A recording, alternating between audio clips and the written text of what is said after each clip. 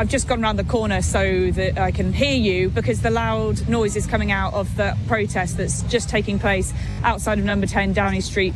It's pretty deafening. It's sort of just been pushed a little bit further down from Downing Street, so it's not quite on Keir Starmer's front window, so I'm sure he probably won't be able to see it, but he definitely will be able to hear it. It started as a ripple in the evening air outside Downing Street, a sound that didn't fit London's usual rhythm. By 6 o'clock, it had grown into a roar. Thousands had surrounded the Prime Minister's residence, demanding one thing: Starmer's resignation. The gates trembled under the chants. Police lines wavered as the crowd pressed forward, waving unpaid bills instead of banners. Not slogans, not politics. Survival. Britain's breaking point had arrived right at number 10. Police moved in lines, shouting orders through megaphones that nobody heard. The chants swallowed every command. "Resign, Starmer! Resign!" echoed across Whitehall like thunder trapped between buildings. Traffic froze. Buses were abandoned mid-route. Taxi drivers stepped out, watching the city choke under its own noise. It wasn't chaos, it was exhaustion finally standing up.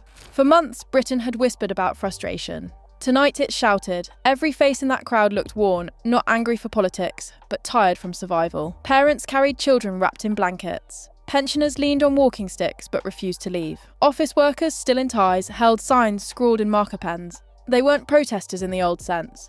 They were citizens who had run out of quiet ways to be heard. The line outside number 10 was a portrait of a country that had had enough.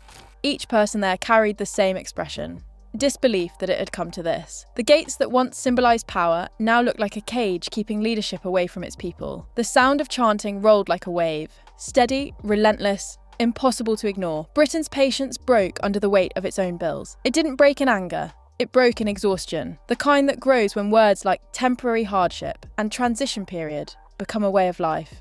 This wasn't a political rally. It was an economic cry for air. Keir Starmer had promised something different. Stability, compassion, trust. That was the message in 2024. He stood in kitchens and factories, sleeves rolled up, listening to stories he said he understood. For a moment, people believed him. After years of turmoil, they wanted to. But the promises never met the cold of reality. Stability never reached the gas meter. Compassion never arrived in the mail. Energy bills climbed faster than wages could chase them. Families found their budgets, bleeding month after month. The word crisis stopped feeling temporary.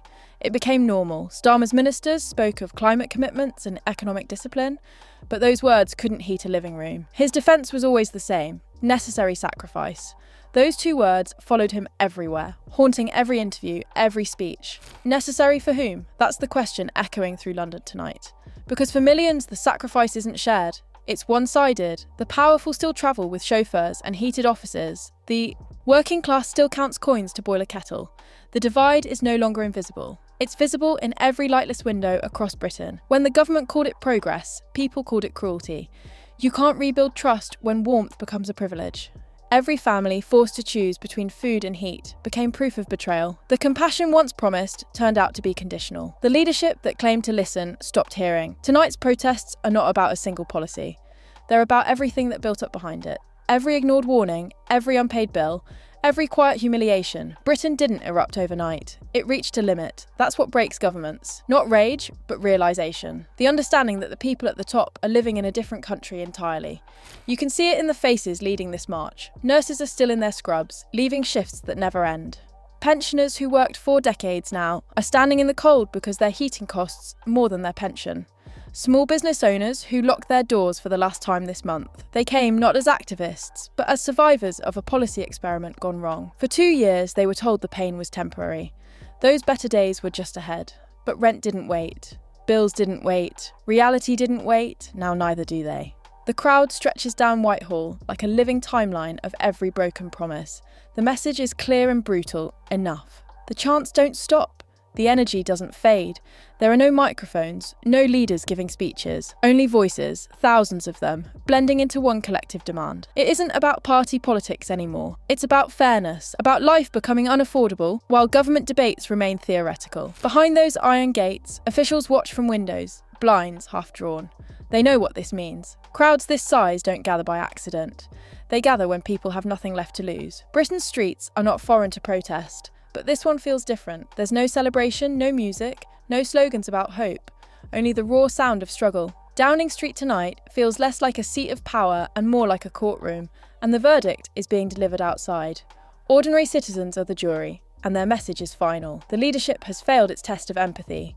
Words can't fix that, statements can't calm that. This isn't a demand for reform, it's a demand for survival. The banners say it better than any speech. We can't pay. We can't live like this. We believed you. Each phrase cuts deeper than statistics. Each sign tells the story of promises traded for policies that no longer protect anyone. The buses can't pass. The police can't clear the streets. The noise can't be ignored. What's unfolding isn't a moment, it's a reckoning. When leadership becomes deaf to its citizens, the citizens find a way to speak louder. That's what London looks like tonight. A capital city, awake, angry, and united not by ideology, but by survival. Britain has reached a point that no government spreadsheet can explain. A mother skipping her own meal so her children can eat doesn't need policy language. A pensioner sitting in the dark doesn't need another speech. They need light, they need warmth, they need honesty. And until that arrives, they'll keep standing outside those gates, voices echoing through the city. The police can count heads, but they can't count the heartbreak behind them. Starmer's government might hold power on paper, but tonight, power belongs to the streets. The crowd doesn't want negotiations. It wants acknowledgement. The night Downing Street broke wasn't just about energy bills. It was about every lie that came wrapped in reassurance. Every sacrifice that never ended. Every promise that turned to silence. Britain's patience didn't run out in anger. It ran out in the cold. And in that cold, the people finally found their voice, together, and loud enough for the whole world to hear. Inside number 10, the lights never dimmed. Screens flickered with headlines. Phones rang unanswered, and staff moved like ghosts between rooms. Advisors gathered around tables, whispering forecasts that no longer matched reality. It'll fade, one said. The outrage never lasts. They convinced themselves it was a storm of emotion, not a shift in the nation's heartbeat, but outside that heartbeat was shaking the gates. Every message drafted inside the building read like damage control. The Prime Minister's office prepared statements, each softer than the last. We understand the frustration. We are listening. Words with no substance, written for a press cycle that expired the moment the chants began.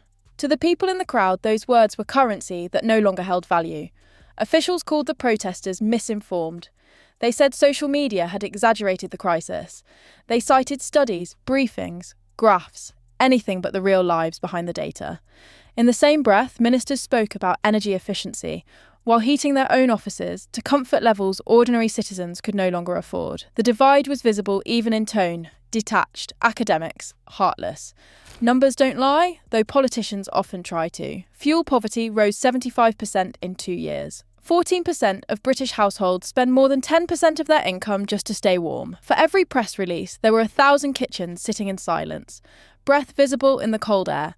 The statistics didn't describe failure, they confirmed it. Even within the ruling party, cracks were spreading. Labour MPs whispered in corridors, careful not to be caught by cameras. Their constituencies were erupting with calls and letters demanding answers. Some wrote anonymous memos, warning that if the government didn't act, the people would. The denial at the top was no longer ignorance. It was fear pretending to be confidence. Outside those gates, the fear turned into resolve. The faces in the crowd were no longer just angry. They were unified. A nurse from Birmingham stood next to a retired coal worker from Durham. A single mother shared a thermos of tea with a delivery driver she had never met. They didn't talk about politics. They talked about life, rent, heat, food, survival. This wasn't a protest born in ideology. It was born in necessity. The slogans weren't crafted by campaign teams. They were written in pen on backs of bills and envelopes. Words like cold, hunger and enough replaced party names. No one cared who had voted Labour or Conservative. They cared about who could afford to turn on the lights tomorrow. When people unite without leaders, power shifts. Governments can predict organised opposition. They can't predict moral awakening. What filled Downing Street that night wasn't a mob. It was made visible. People from every age, class and corner of the country found each other under the same cause, dignity. They weren't rejecting climate goals. They were rejecting cruelty disguised as virtue. The green transition had become a shield for economic neglect. Ministers called it progress while pensioners froze. Save the planet had become an empty phrase to those who couldn't save their own homes. The cause wasn't wrong, but the cost had been placed on those least able to pay it. You could feel it in the rhythm of the chants. It wasn't just anger, it was clarity. A collective realisation that survival had become a privilege, not a right. The people who lit those candles in the streets weren't radicals. They were ordinary citizens reclaiming the moral centre of the nation. Every generation has its breaking point. This one has arrived wrapped in energy bills and winter coats. The movement that began as protest is now a mirror held up to those in power. It reflects their failures, their distance, their comfort, and as more join, the reflection grows impossible to deny. The night isn't ending, it's only deepening. Each minute, Starmer stays behind those walls. The line between authority and abandonment sharpens. The crowd outside no longer waits for answers. It's writing its own. History doesn't move by speeches. It is moved by people who've had enough. And tonight, Britain is moving. Subscribe for the next update as this story unfolds in real time.